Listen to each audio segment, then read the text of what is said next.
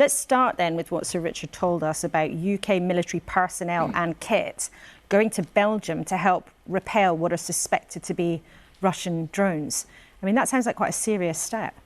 I think it's really important and I welcome it. There is a heightened threat environment. Whatever, the exact detail of any of the threats we face, we know that it's perhaps at the greatest extent since the Cold War. And one of the key parts of the way we deter those threats is by acting with other countries through NATO, with our allies. So I think it's really good.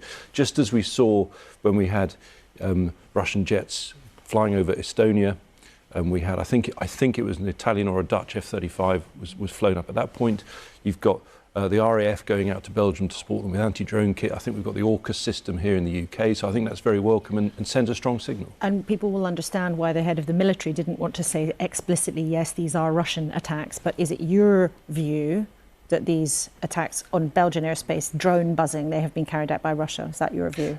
Obviously, I can't say for certain either. I think what we can say, if you look at all the events we've seen, the drone incursions into Poland, NATO ally, that was, I think, Shaheeds, so clearly Russian drones.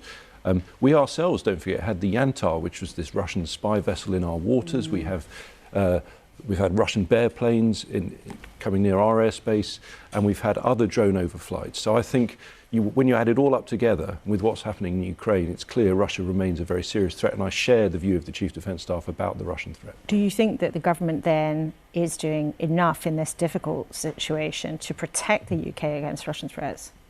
Well, look, we obviously have a consensus on national security as far as we can, but the key question is always, unfortunately, about money and how serious the government takes it. Is this the top priority given the extent of the threat? The number one job of government is to defend the nation. My worry is we are hearing a lot of powerful words from the government. They did publish a strategic defence review, but the money is not coming for several years. It won't go to 2.5% until 2027, and they've bandied around figures like 3.5%, even 5%, but there is not a single plan in the Treasury for any of that, whereas right now, as was highlighted in your piece, there are actually cuts taking place, 2.6 billion we understand this year, and that will have a significant impact on our war readiness.